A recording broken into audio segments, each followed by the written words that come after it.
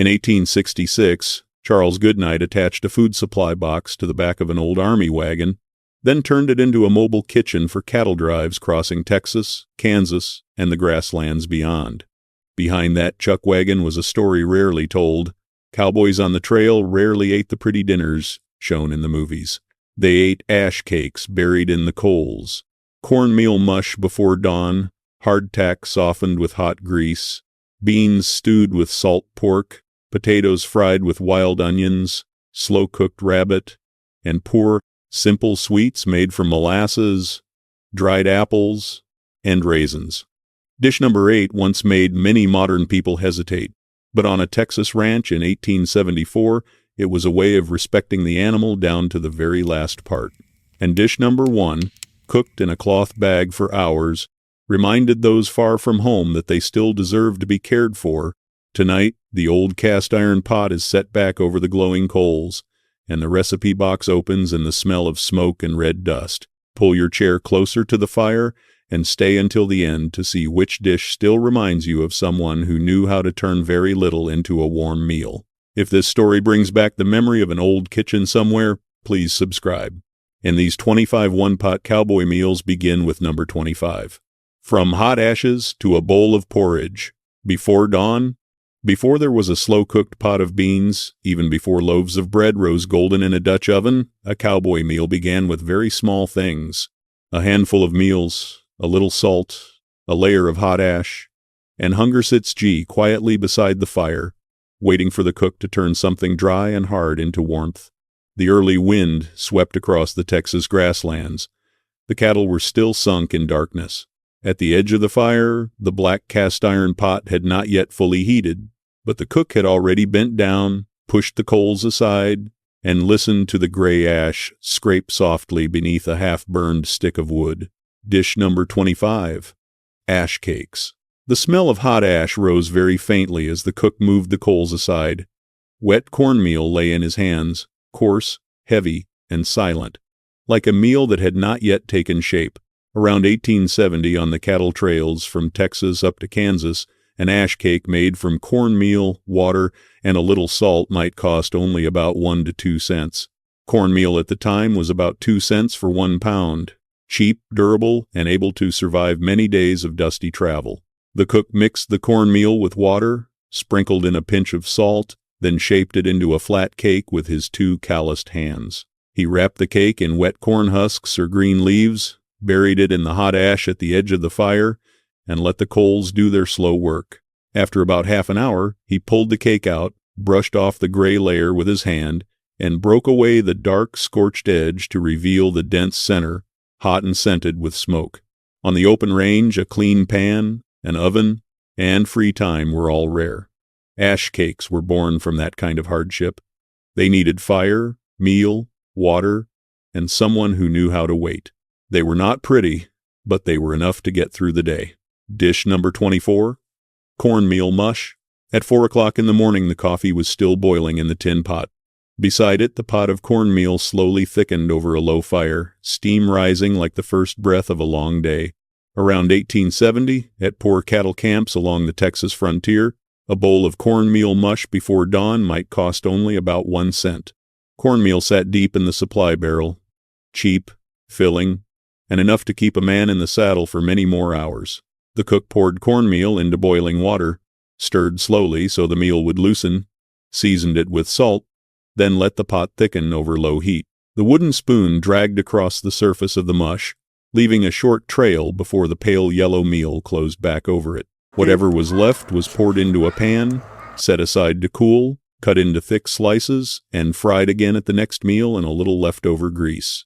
A man sitting in the saddle all day needed a breakfast that was hot, salty, and stayed with him. Cornmeal mush did exactly that. It was quiet.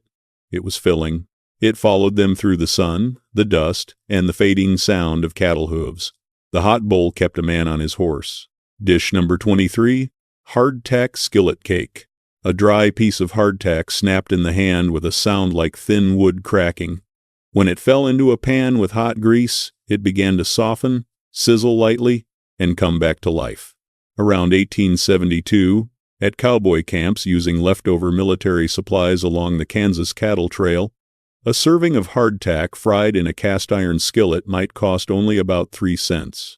The flour used to make hardtack was about 4 cents for 1 pound at the time, and with just a little hot grease, that hard biscuit could become a meal. The cook broke the hardtack into the pan, added water to soften it, then scraped in a little rendered grease left at the bottom of the pot. He pressed the mixture down against the hot iron, waited for one side to brown, flipped it over, and pressed it again until it held its shape like a poor man's cake. The grease crackled softly. The smell of old flour meeting fire rose dry, salty, and warm. Eaten plain, hardtack could make a man's jaw ache, but on the trail, a good cook never let anything stay dead hard in a sack. Water, grease, and fire turned dry army rations into a meal with heat in it. Even hard bread could still find the fire. The foods made from hot ash only helped the stomach feel less empty. But before the cattle began to move, the camp still needed a breakfast with rhythm, with sourdough, with the sound of the skillet and the smell of hot bread. The breakfast that kept men in the saddle.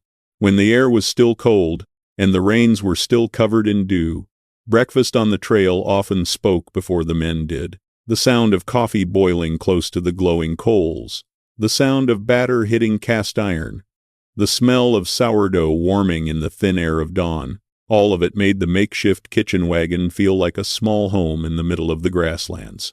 Dish number 22, sourdough camp pancakes. Sourdough batter made a very soft sizzle when it hit the cast iron skillet. Bubbles rose, broke gently, and then the edges of the pancake began to set in the early firelight.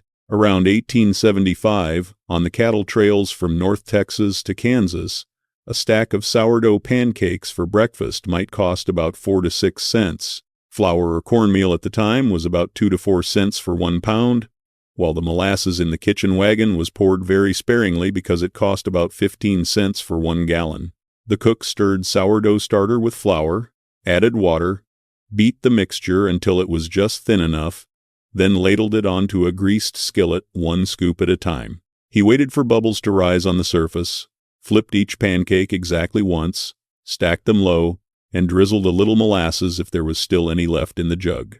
In camp, the steady rhythm of flipping pancakes announced that the workday had opened its eyes. 1 sizzle called in the new day. Dish number 21, sourdough biscuits. The mother's starter sat in a stoneware jar, tied tight inside the kitchen wagon. It jolted over every rut in the road, still alive, still waiting for flour and fire. Around 1875, beside the chuck wagon on the Texas-Kansas frontier, a small batch of sourdough biscuits might cost about 6 to 10 cents, with each serving coming to about 2 to 3 cents. Flour was about 4 cents for 1 pound, grease was about 6 cents for 1 pound, and the jar of starter was kept like part of the moving kitchen itself. The cook mixed the starter with flour, cut the grease into the mixture, pressed the dough into a thick layer, and then placed each biscuit inside the Dutch oven. Red coals sat underneath, more coals covered the lid, and the heat wrapped around the dough until the biscuits rose. When the lid opened, the smell of hot bread poured out, soft, lightly sour, and completely real. Living starter kept breakfast alive. Dish number 20, bread baked in a Dutch oven. The smell of baked bread escaped when the lid of the Dutch oven was lifted. Out there on the open grassland, that smell came close to the smell of home. Around 1875, on the cattle trail from Texas up to Kansas, a loaf of bread baked in a Dutch oven might cost about 5 to 8 cents. Flour at the time was about 4 cents for 1 pound, with a little grease and sourdough starter added in, and then everything was baked under the coals like a small piece of a home kitchen still being carried along the trail. The cook kneaded flour with sourdough starter and salt, let the dough rest in the shade of the kitchen wagon, set it inside a greased cast iron pot, then watched the coals under the bottom and over the lid. Almost an hour later, the loaf had split at the crust, turned golden on top, softened inside, and sent warmth into hands that were still cold. Hot bread made camp feel like home. Hot bread made the morning gentler. But when the long day stretched through sun, dust, and sweat, the cast iron pot returned to what kept cowboys alive the longest: beans, salt pork, and the rich cooking liquid that was never thrown away. Salt pork, beans, and the bottomless pot. After bread and cornmeal, the kitchen wagon needed something that could carry farther than morning. Salt pork sat in a wooden barrel, dried beans slept quietly in sacks, and the fatty broth at the bottom of the pot still held the smell of the meal before. On the trail, a cast-iron pot sometimes told the story of an entire week of work. Dish number 19, salt, pork belly, and wild greens. The smell of salt pork rendering in the pot spread out before the wild greens ever touched the grease. Salty, smoky, thick, and enough to pull hungry eyes toward the fire. On the trails from Texas up to Kansas in the 1870s, a serving of salt pork belly cooked with wild greens might cost only about 2 to 3 cents, because the greens were gathered around creek banks, while salt pork was usually about 4 to 5 cents for 1 pound. The cook cut the salt pork into small cubes, rendered it until the fat ran out, then dropped lamb's quarters, dandelion greens, or wild mustard into the pot. He stirred until the greens wilted down, softened, and took on a glossy coat of grease. The fatty liquid left behind was soaked up with cornbread, the dark bread touching the bottom of the pot with a very soft sound. Wild greens on the prairie grew along the water's edge, beside fences, in places where a man who knew how to look around could find supper. A handful of wild greens made the heavy pork fat feel a little less weighty. Even a drop of grease had a job to do. Dish number 18, pot liquor soup. At the bottom of the pot, the dark liquid left after supper stayed behind, fatty, salty, and carrying the smell of everything that had ever simmered in it. Around 1872, in poor cowboy camps along the Kansas Cattle Trail, a bowl of pot liquor soup might cost only about 2 to 3 cents, thanks to the fatty broth from the meal before, with a little bean added at about 8 to 9 cents per quart and a bit of cornmeal to thicken it. The cook saved the fatty liquid, added dried beans that had been soaked, sprinkled in cornmeal, and let the pot simmer while the cattle rested. The wooden spoon scraped the bottom with a low, rough sound. With every cooking, the pot liquor grew darker, deeper, as if the pot were holding on to the memory of those red dust days.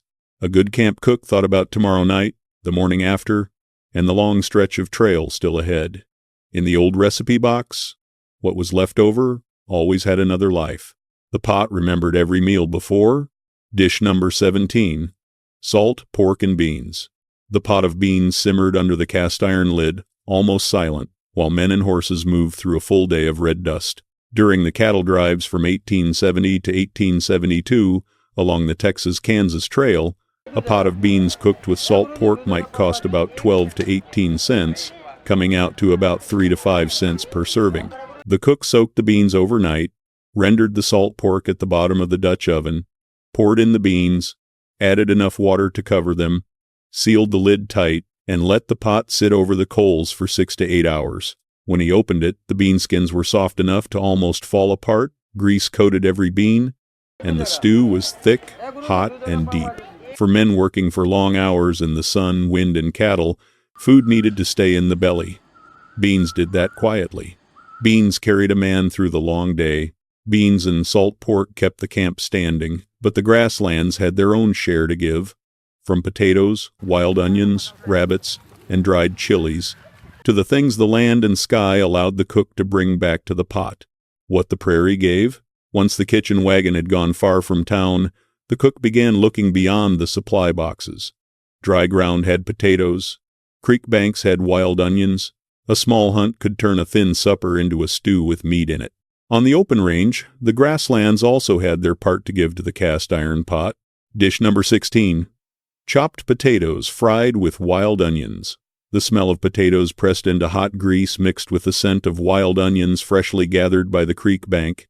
The edges of the potatoes crackled softly against the cast iron. In 1876, on the long stretches from Texas toward Montana, a serving of chopped potatoes fried with wild onions might cost about 2 to 3 cents. Potatoes stayed dry in the kitchen wagon for the grease added about 1 cent, and the wild onions were gathered around camp like a quiet gift from the grasslands.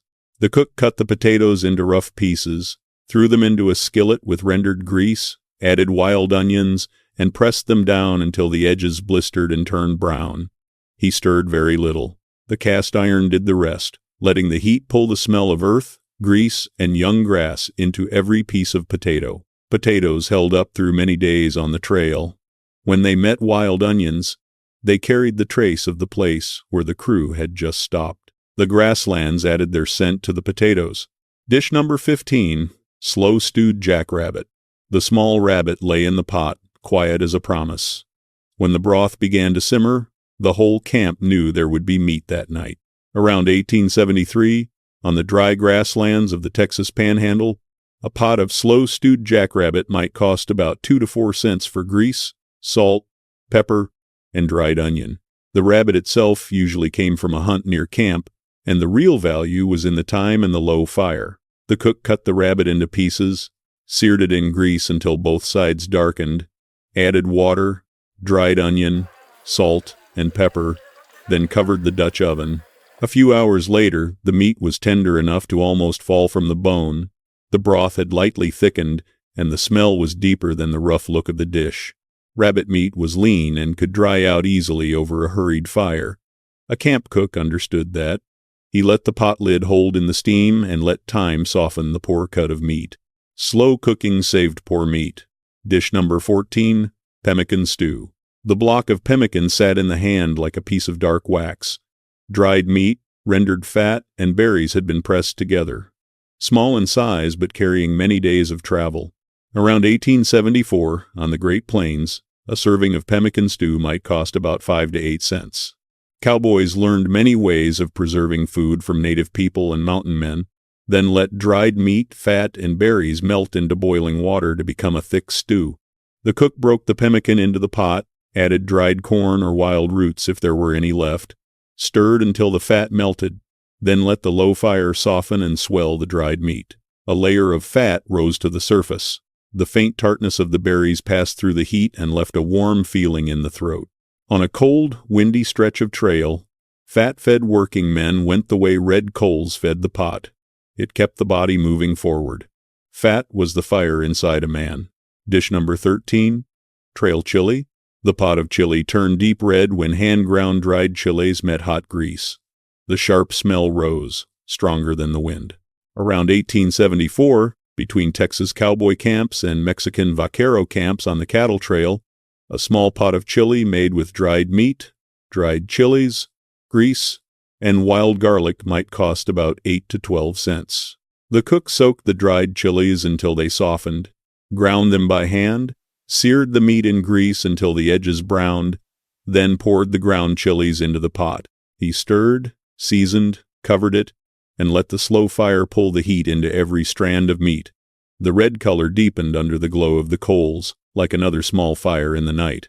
On the trail, chili usually needed meat, chiles, grease, and thyme. The heat of the spice woke cold men back up. The red color held the fire longer.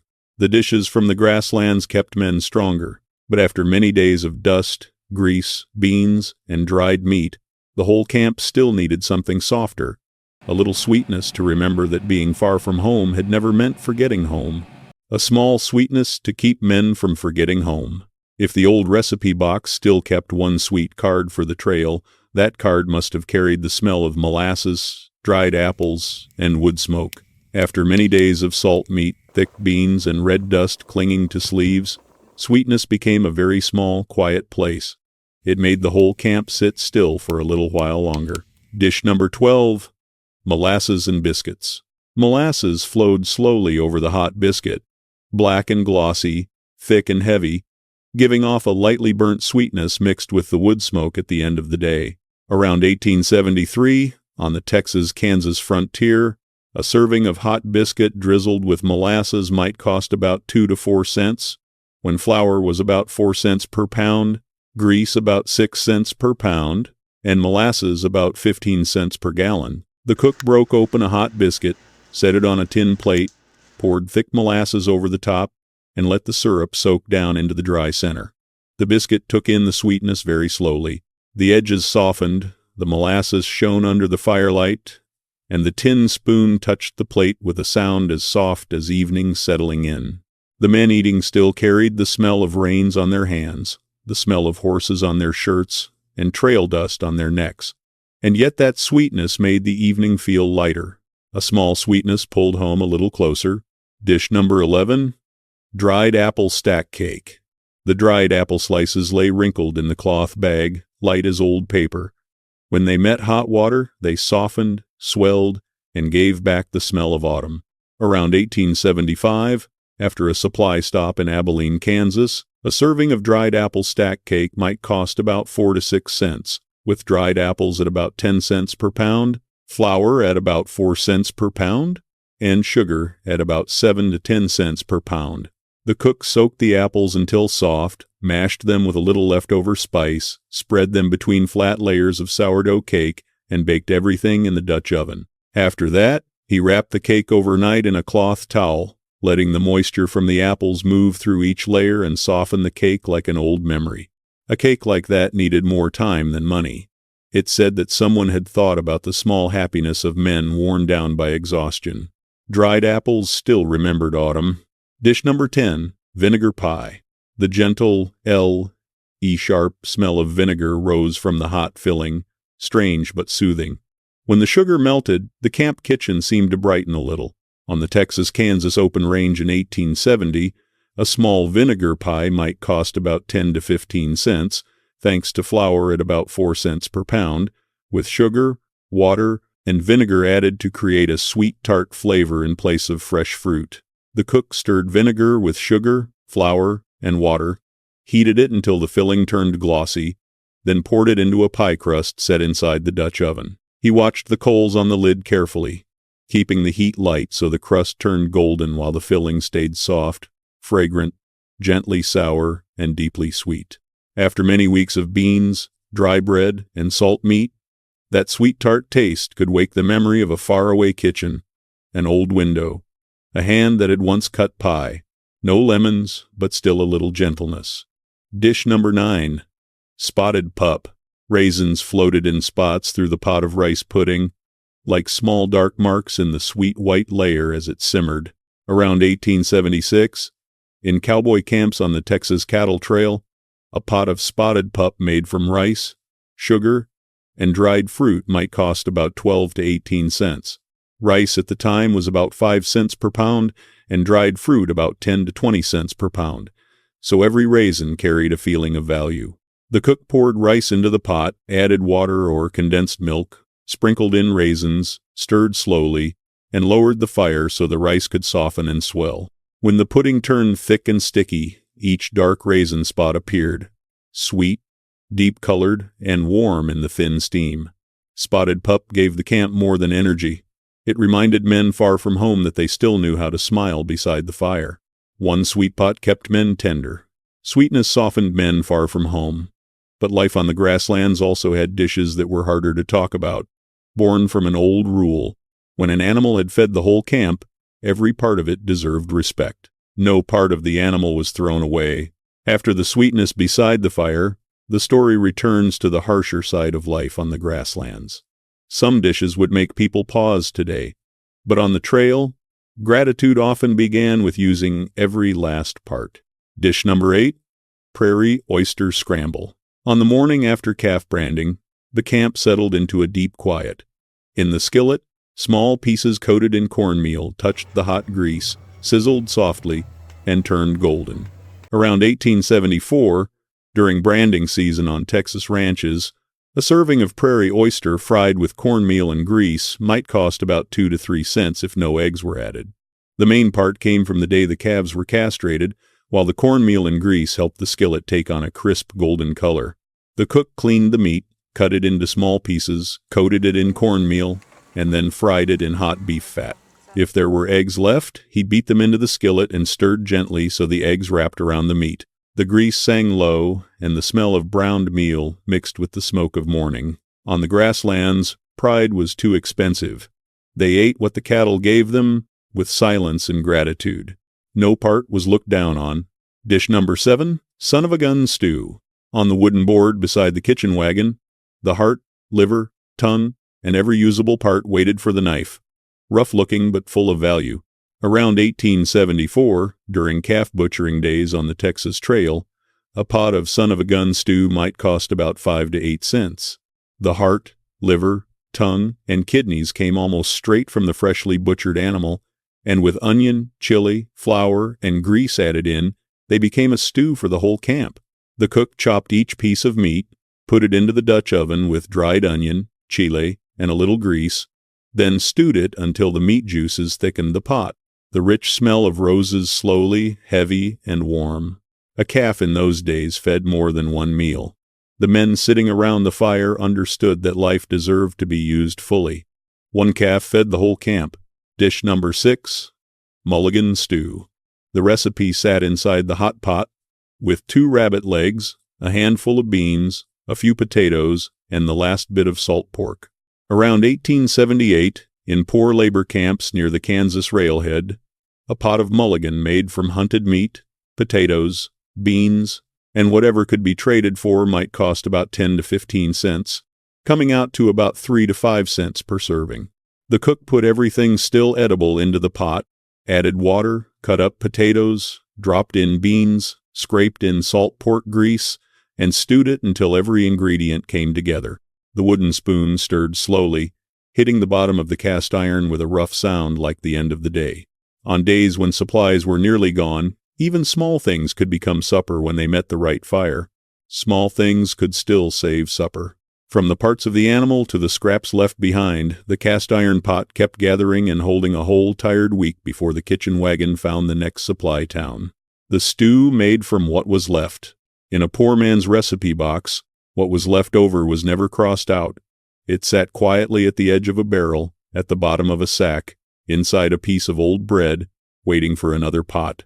Before supply day, the camp cook looked into the kitchen wagon the way a man looks at a riddle of survival. Dish number 5, cattleman's burgoo. The pot of burgoo gave off many layers of smell at once: old beans, salt, pork, wild onions, hunted rabbit, and the smoke of a half-day stew. Around 1876, when burgoo from Kentucky and Civil War Army mess halls spread onto the cattle trails, a large pot made from beans, cornmeal, hunted meat, and salt pork might cost about 20 to 30 cents, coming out to about 4 to 6 cents per serving. The cook gathered the beans left from the beginning of the week, the last piece of salt pork, wild onions, the final cornmeal from the sack, and the rabbit that had just been hunted. He put everything into the pot, added water, stewed it for half a day, then waited until each thing blended, thickened, deepened in smell, and slowly lost its own separate edge. A long week on the trail taught people to look at leftovers with different eyes. What remained could still become the main meal. Leftovers had memory, too. Dish number 4, old biscuit pudding. The hard biscuits lay in the cloth towel, dry and light. The cook broke them into the pot and listened to the crumbs fall against the cast iron. Around 1877, at chuck wagon camps in the Texas Panhandle, a pot of pudding made from old biscuits might cost about 12 to 18 cents, coming out to about 3 to 5 cents per serving. The cook broke the old biscuits into the Dutch oven, added water or thinned condensed milk, sprinkled in sugar, dropped in dried fruit, then covered the lid with coals. The biscuits took in the liquid very slowly. The top browned lightly, the inside softened, turned sweet, and became warm like a small act of care at the end of the day. In the cold night of the Texas Panhandle, a bowl of pudding helped exhausted men remember that they still deserved to be treated kindly. Old biscuits still deserve sweetness. Dish number 3, everything left at week's end stew. At the end of the week, the kitchen wagon grew quieter. The cook opened each sack and looked at every scrap that remained, as if he were counting the days that had passed.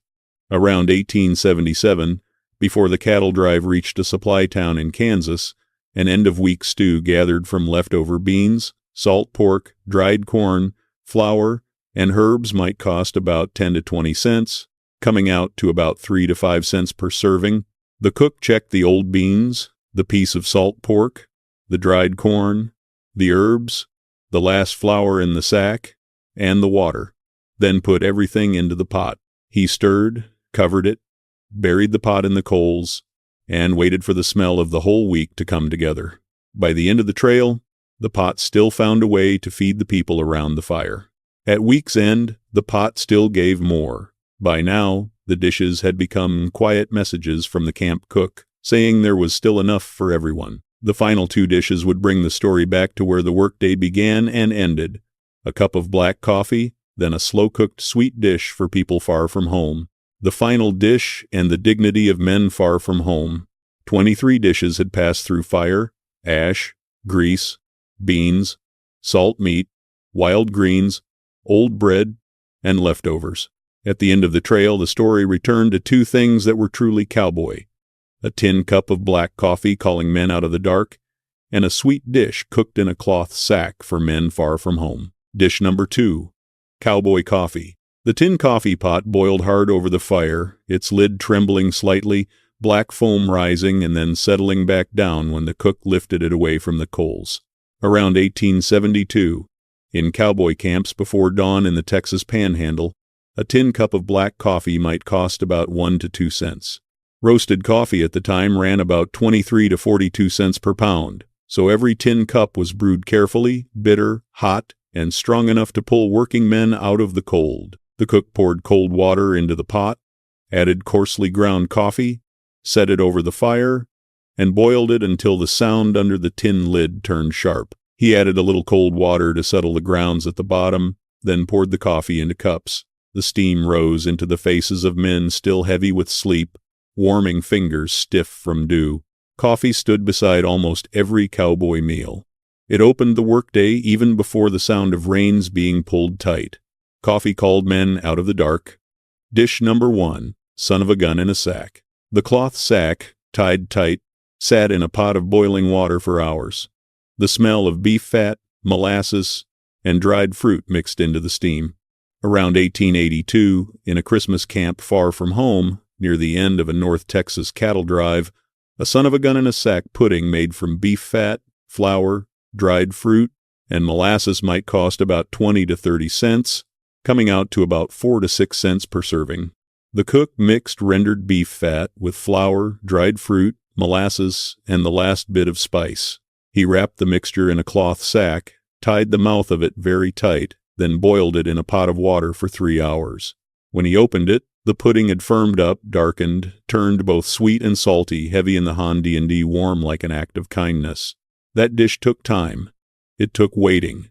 It took someone who wanted the whole camp to feel cared for. Far from home, sweetness became dignity.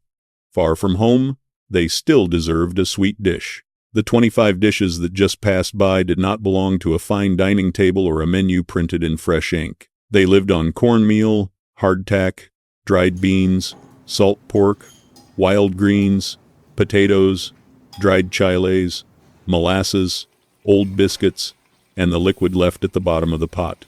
On the trail, a handful of meal could become bread in the ash. A sack of beans could carry an entire camp through a long day. An old biscuit could soften again in the heat. A cloth sack tied tight in a pot of boiling water could remind people far from home that they were still being cared for. At the beginning of the story, the cast iron pot was set back over the glowing coals, and the old recipe box opened in the smell of red dust. Now that PTOT has been lifted away from the fire, the lesson remains in the thin layer of smoke. They cooked to keep those men warm in the belly, strong enough to go on, and still carrying dignity beneath the wide sky. If this story reminds you of an old pot, a bean stew, a piece of hot bread, or someone who once knew how to turn what was left into a new meal, leave the name of that dish below. Someone else may be remembering the same smell of smoke. The recipe box closes. The cast iron pot has left the glowing coals, but that smell of smoke remains.